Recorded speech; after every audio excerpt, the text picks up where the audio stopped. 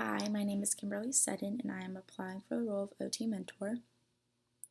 What two main attributes/qualities do you think an Oteam Mentor should possess and why? I think an Oteam Mentor should be understanding, and this goes beyond like understanding for an Oteam leader because they need to have it too. But because you not only deal like with your small group, like with the whole group of new students coming in with like the pro staff, but now you also have like your small group that you're dealing with for 8 months. Like you're having them for such a long time, so definitely be like very understanding of their situation and their personalities.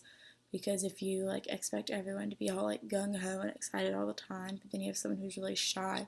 like they're not going to be as like uppity and excited as like someone else like Brandon, who was just like excited like so much, like really into it. So definitely like understanding about like all your mentors, mentees, and like their personalities and what they're going through. And especially during the summer, like I feel like Oteam mentors will have to keep an eye out because while like you're not with your mentor group all the time like you were during training, because you're all off like with your own small groups, like gotta maybe like trying to keep an eye on how they're doing and like how they're feeling and be able to talk to them and like let them vent if they need a vent. um, and also being really flexible as well. This goes beyond just like a normal O team leader, because for being flexible during orientations, as an O team leader, you kind of get told about it and you just do it. But as a mentor, like they were kind of the ones who would like help tell us what needed to be changed. Like they would come up and be like, oh, like Tara and Rebecca said do this, and so like we would all fix it. So you would have to be a lot more flexible, because if you show you have like an attitude or you don't want to do something, your whole mentor group is going to see it, and your whole mentor group will not want to do it as well. So like being really like honestly just like being really flexible and being happy about it, like not having an issue, like being so cool and letting everyone know like it's perfectly fine, it's okay, it's not a big deal. And for stop, start, continue, I would stop having OT mentors have their own small group, or like just be paired with someone right next to them in the Cougar Village hallway for a small group for like the first maybe orientation or two. I think it'd be a lot better if they got paired with a student, not a student, O team leader who was really nervous about having their own small group and very unsure about like dealing with that many people at one time. Because while we do like go through training for how you should all deal with it, like it's completely different whenever you get there and you have like all these like 20 or so students in front of you, waiting to like be so excited, waiting for the orientation to be amazing. It could be a lot of pressure. And like they're not, I don't know if this is every year, but last year I know like we weren't by ourselves, like we were with someone in the hallway next to us. I feel like it'd be a lot better having like someone who's done it before and like a mentor there for someone who's nervous, compared to just another O team leader who doesn't exactly know what they're doing either, and they're all just so excited and like willing to take over complete control of the whole small group. Because like that will help the person who's nervous at all. Having an OT mentor there who would be able to help like walk them through it, like give them responsibilities, like let them do more and more of this small group, would be a lot more helpful to that person in like getting accustomed and getting used to the role of an OT leader. For start, I would start meetings with pro staff every couple weeks, depending on how many orientations there are during those weeks. Because I feel like last year, there was like a lot of tension for a while, and so I feel like it didn't really get resolved until that meeting happened. But that was like a while down the road. Like everything was building up so much because like no one really said anything about it. And like as an O team leader, like you're not really going to go up to Tara or Rebecca, be like, this exec is doing this, or this situation orientation is not working out very well, even though they say give suggestions. Like you don't really do it. Like so having like meetings with pro staff, even like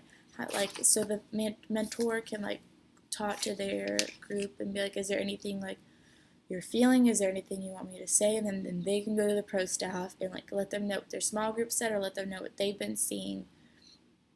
just so the pro staff know better what's happening within the small group. Because I feel like that would help ease the tension of like whenever a lot of like orientations happen, so they can be addressed and helped. Because I feel like that was like a major issue last summer, but there's so many ways to fix it from that like escalating to how it did.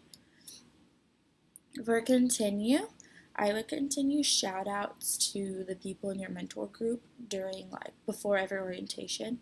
because I just feel like that was very helpful whenever people got like down, like they were really like frustrated with the job, and seeing that what you're doing like is actually getting noticed. Like if you're like putting a lot of effort and doing good, like it's really helpful. Just like Juan for a while whenever he was getting really frustrated because like every student he was dealing with for a while was like giving him such a hard time, like running away, and he had to chase him down, and like getting a shout out for being like putting in so much awesome effort into those students like would help a lot. I felt like, because like you see like people see what you're doing, because during the day like no one really like no like they don't do it, they don't have time to be like, hey, like you're doing a really good job, because like everyone has their own thing going on, not everyone sees it. But like having their own team mentor being like, hey, like I saw you're doing this, you're doing a really great job, like keep up the good work, would be really helpful, like and uplifting, like during all like the orientation span, because it gets really stressful at times and really frustrated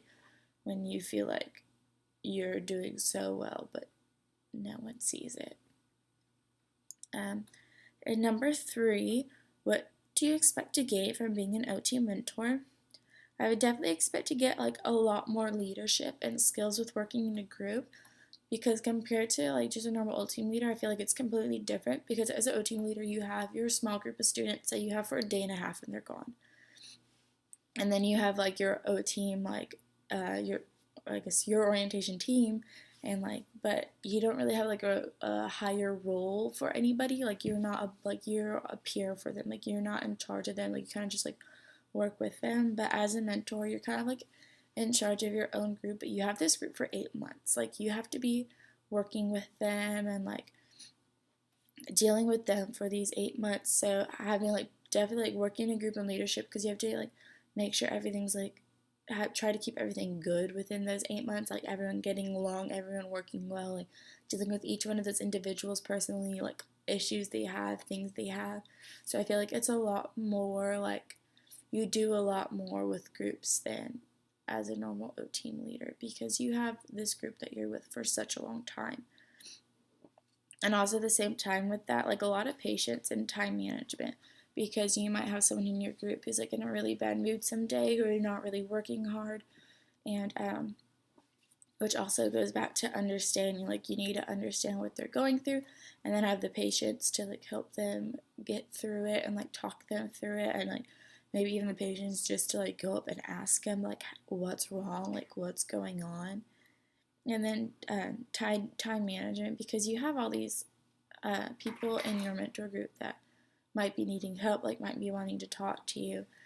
but like if all of them come up to you once, like you can't deal with all of them at once, like you need a space time, so like one's not never getting help and one's always getting help, you know what I mean, like